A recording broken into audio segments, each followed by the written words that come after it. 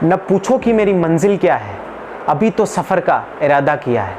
न हारूंगा हौसला उम्र भर, यह मैंने किसी से नहीं खुद से वादा किया है। नमस्कार, मैं प्रासुक जैन, एक बार फिर से स्वागत है आप सभी का मेरे चैनल द इंटरव्यू जंक्शन में। खास लोगों से और विशेष लोगों से मिलाने के इस सफ़र में आज मैं आपको एक ऐसे व्यक्ति से मिलाने जा रहा हूं जिनके हाथों में पिछले 32 सालों से ऋषभदेव समाज की बागडोर है, जिनके परिवार के मुखिया पिछले 100 सालों से ऋषभदेव समाज के सेठ पद पर आसीन है। सेठ साहब कोदरजी कोठारी, सेठ साहब भैरूजी कोठारी, सेठ साहब घेवीलाल जी कोठारी और सेठ साहब शंकरलाल जी कोठारी के बाद अब सेठ बनने की बारी इनकी थी। इनके 32 साल के कार्यकाल में इन्होंने ग्राम विकास समिति का गठन किया। इनके इस लंबे कार्यकाल में इन्होंने 14 चतुर्मास और 2 भव्य प्रतिष्ठाएं करवाई और एक सबसे खास बात इनके साथ हमेशा जुड़ी हुई है कि ये ऋषभदेव के भामाशाह माने जाते हैं। तो आइए मिलते हैं ऋषभदेव के सेठ साहब आदरणीय राजमल जी कोठारी से और जानते हैं इनके 32 साल लंबे कार्यकाल के बारे में। जय जिनेंद्र सर। जय जिनेंद्र सर। बहुत बहुत स्वागत है आपका। सर, सेठ साहब 32 साल का आपका सफ़र रहा है, तो 32 साल के आपकी सफ़र को आप कैसे परिभाषित करते हैं और आपके पिता श्री शंकरलाल जी कोठारी से आपने क्या क्या चीज़ें सीखी एक सेठ के रूप में, जो आप उनको देखते थे वो जब सेठ थे, और वो आपको जीवन में कितना आपने उनसे प्रेरणा ली और आपको कितनी काम आई? मेरे फादर के डेथ के बाद 89 के बाद मैं सेठ बना। तब से फादर सेठ बन गए थे 70 के अंदर, 1970 में। इसके बाद 30 साल तक तो वो रहे और 19 साल तक तो वो रहे। इसके बाद मेरा डेथ होने के बाद वो परंपरा के हिसाब से मैं सेठ बना। फादर से मुझे काफ़ी अनुभव मिले। उनके कार्यकाल के अंदर कहीं उतार चढ़ाव आए, उसका सारा लाभ वो मेरे परिवार में शामिल रहते थे हम, वो लाभ मुझे पूरा मिला। तो मेरे सेठ कार्यकाल में अभी भी मैं सेठ हूँ, मुझे इसका पूरा लाभ मिला और मेरा जो कार्यकाल है बिगड़ विघ्न पूर्वक और शांतिपूर्वक निकल रहा है और पूरी समाज को लेके मैं साथ में चलता हूँ। ये मेरा अनुभव है। सबको साथ में लेके चलने से कभी भी कोई तकलीफ नहीं आती है और समाज एकजुट रहता है। इसके अलावा भी सब जगह समाज के सेठ होते हैं, लेकिन हमारे यहाँ एक परंपरा ये है हमारी परिवार की कि गांव के भी सेठ हमें यहाँ नगर सेठ के नाम से जानते हैं और सभी कौम हमको मानती हैं। यहाँ तक कि हमारे आदिवासी पाल है, वहाँ भी हमको मानते हैं कि हमारे कोठा सब सेठ है हमारे। यहाँ तो पाल बिलक भी है हमारे नज़दीक में, यहाँ से 5 किलोमीटर दूर में बिलक वाले भी हमारे मरण मौत हो जाती है तो हमारे यहाँ कोई होती है तो ये पाग लेके आते हैं। इनके कोई गम्मी मर जाता है तो हमारे परिवार से पाग हम लेके जाते हैं। ये परंपरा आज भी 100 साल से चली आ रही है, अभी हम इसको निभा रहे हैं। और जहाँ तक इज्जत का सवाल है, ये लोग हमको बहुत इज्जत देते हैं, पाल वाले और गांव वाले भी। इसके बाद भी मैं आपको बता दूं, यहाँ बहुत परंपरा है। ये हमारे यहाँ मृत्यु हो जाती है तो होली पे हम गुलाल डालने जाते हैं। वो लाभ भी हम सेठ के हिसाब से ये लाभ भी हमको ही मिला हुआ है। सारे गांव के अंदर, समाज में ही नहीं, पूरे गांव के अंदर हर कौम में हम शोक भोगाने जाते हैं और गुलाल डालते हैं। ये कार्यक्रम भी हम ही करते हैं होली के दूसरे दिन। इसके बाद दिवाली पे हमारे यहाँ पूरा गांव शामिल होता है, रावणा होता है और रावणे के अंदर भंडारी साहब भी होते हैं। हमारे यहाँ भी होता है, 3 जगह होता है, निचली खिड़की हमारे यहाँ और ऊपरी खिड़की जगजीवन जी भंडारी के यहाँ। वो अभी इनका डेथ हो गई है, अभी उनके बालक हैं, पुत्र सुपुत्र है नरेंद्र जी भंडारी, उनके यहाँ ये कार्यक्रम होता है। 3 जगह रावणा होता है, सारा गांव शामिल होता है। उसमें काफ़ी गांव की मुख्तलिफ विचार विमर्श होता है कि गांव में क्या करना चाहिए, क्या नहीं है, ये समस्या है तो इसकी निराकरण करके क्या करना चाहिए, इसकी विचार विमर्श करके फिर जहाँ भी जो इसकी होती है एजेंसी, उस एजेंसी को हम बात करते हैं और इसका निराकरण करने की कोशिश करते हैं। मतलब संपूर्ण गांव के लोगों में आपका वो रहता है, बिल्कुल नगर सेठ के। हाँ, पूरी मान्यता। सेठ साहब, आप ऋषभदेव समाज में लगभग 32 सालों से सेठ। हाँ, 32 साल।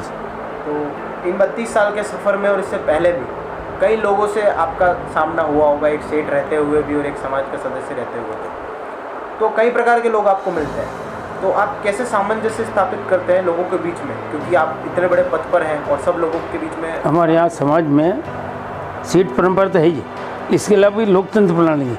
हमारे यहाँ अध्यक्ष मंत्री हैं, चुनाव होते हैं हमारे समाज के अंदर, और इसे चुनाव का दायित्व भी मैं निभाता हूँ और चुनाव मैं कराता हूँ।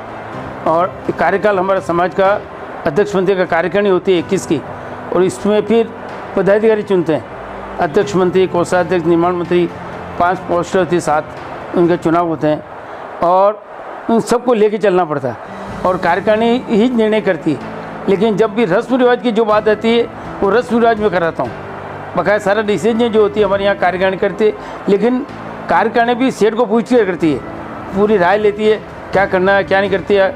जब भी मीटिंग होती है समाज की, उसमें मुझे विशेष में बुलाया जाता है, मेरे से राय ली जाती है। राय लेने के बाद ही पदाधिकारी हम आपस में बैठ के निर्णय करते हैं क्या करना है क्या नहीं करना है, आपस में तालमेल बैठा के फिर हम काम करते हैं। मतलब एक सब लोगों को साथ में लेके चलते हैं, चलना पड़ता है, आपस में टकराव की स्थिति पैदा नहीं करते, तभी समाज हाँ समाज के लिए चलता है, नहीं तो टकराव की स्थिति पैदा हो जाती। और अभी तक 30-32 साल हो गए, समाज में कोई टकराव की स्थिति मेरे कार्यकाल में नहीं आई है। ये आपकी जो ये भावना है सबको साथ में लेके चलने की, इसीलिए आप ले चल पा रहे हैं, इस पद पर आ। तो ये समाज चलेगी नहीं। 400 घर हमारे यहाँ 500 घर की समाज है, और इतनी बड़ी समाज को लेके चलना, आपस में तालमेल नहीं होगा तो नहीं होता, लेकिन तानाशाही हो जाती। ये हमारे यहाँ तानाशाही पद्धति नहीं है, लोकतंत्र बस। एक सेठ होने के बाद भी लोकतंत्र प्रणाली है, आपने बरकरार रखा।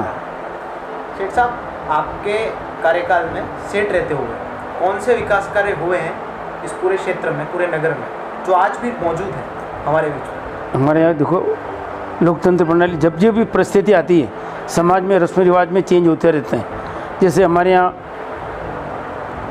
कई परंपरा पहले थी, वो परंपरा आज नहीं है, और परिस्थिति जिस तरह से आती हैं उसके हिसाब से हम समाज में संशोधन करते रहते हैं, और संशोधन करने के बाद ही हमारी समाज इतनी चल पा रही है। जैसे पहले विवाह होते थे, पहले बहुत खर्चे होते थे, आज बहुत कम खर्चे में हमारा काम होता है। पहले हमारे यहाँ बिंदुली निकलती थी, आज बिंदुली हमारे समाज में नहीं निकलती। पहले हमारे यहाँ 7-7, 8-8 दिन तक खाना होता था, अब नहीं होता, अब तो एक दिन के अंदर निपट जाता शादी ब्याह। बहुत सीमित दायरे के अंदर हमारे यहाँ शादी ब्याह हो जाते हैं, और बहुत कम रस्म रिवाज है हमारे। मरण मौत में भी हमारे बहुत कम रस्म रिवाज हैं, परिस्थिति अनुसार हम चेंज करते रहते हैं। मतलब छोटे छोटे विकास का अच्छा, विकास की बात है तो सबसे पहले हमारे यहाँ जोरी बाजार में दुकानें बनी हैं, यहाँ ऋषभ वाटिका है, वहाँ 8 दुकानें बनाई हमने। इसके बाद अभी मेरे कार्यकाल में 2 बार पंच कल्याण हुए, एक पीपली का पंच कल्याण हुआ, उस वक्त घेरलाल जी महामंत्री थे और सुंदरलाल जी वाणा दत्तक थे।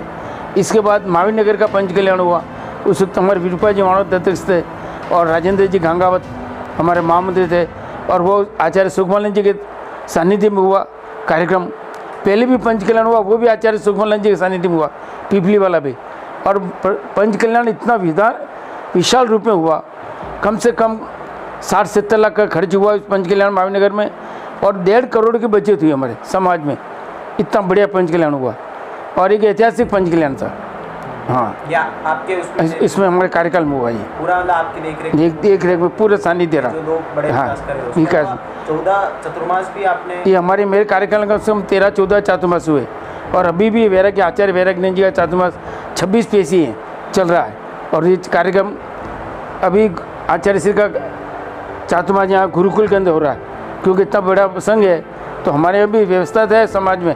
लेकिन अभी कोरोना काल चल रहा है तो साधु को सबको एक जगह रखना पड़ता है, और हम दूसरी जगह आरचर्या में हम नहीं बेच पा रहे हैं, तो हमने इनको गुरुकुल में व्यवस्था की है और एक ही जगह आर करा रहे हैं। और इस 10 महीने हो गए महाराज साहब के चातुर्मास काल में, लेकिन एक भी साधु को कोई तकलीफ नहीं आई अभी तक, निर्विघ्न चातुर्मास चल रहा है। आशीर्वाद भगवान का भी है, गुरुदेव का भी लक्ष्य है इनका। बहुत सी इनकी रिद्धि सिद्धियाँ प्राप्त हुई, दिगंबर मुनि के रिद्धि सिद्धियाँ प्राप्त होती हैं, और वो भी इनका प्रभाव रहता है उनका, कि आदमी का आचार्य श्री का चातुर्मास निर्विघ्न हमारा चल रहा है अभी तक। और अभी भी ऐसा लग रहा है कि कोरोना वापस चल रहा है, वापस आ गया है।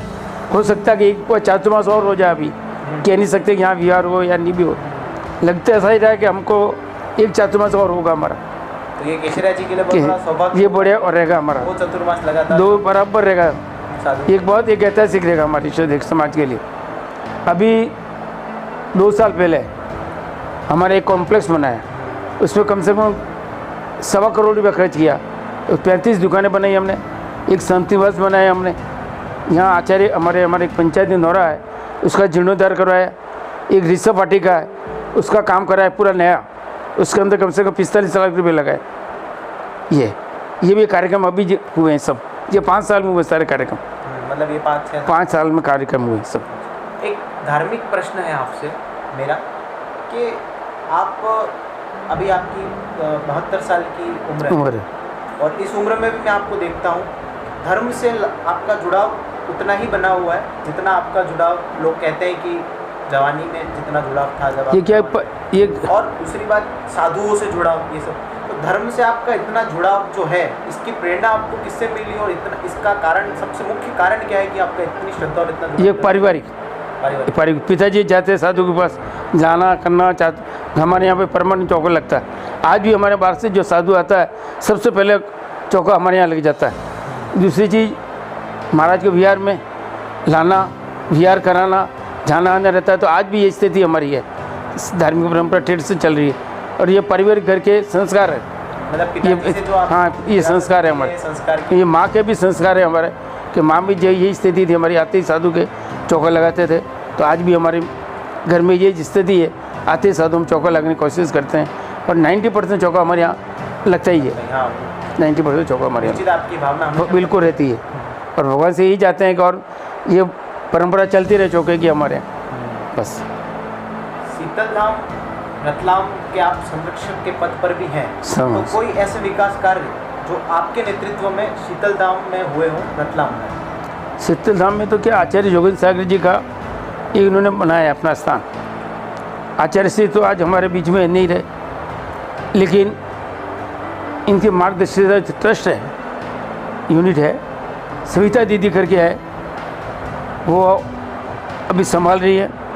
उसका पूरा चैरिटेबल ट्रस्ट है, उसका मैं भी एक संरक्षक हूँ। साल में 2 बार मीटिंग होती है, 2 बार जाता भी हूँ, और मीटिंग में विचार विमर्श होता है, क्या करना है क्या नहीं करना, कैसे डेवलप करना, इस चीज़ को पर गुरुदेव हमारे बीच में नहीं रहे, लेकिन इस संस्था को कैसे बरकरार रखी जाए। लेकिन आचार्य से जाने के बाद सविता दीदी ने ऐसा आभास नहीं होने दिया कि गुरुदेव हमारे बीच में नहीं है।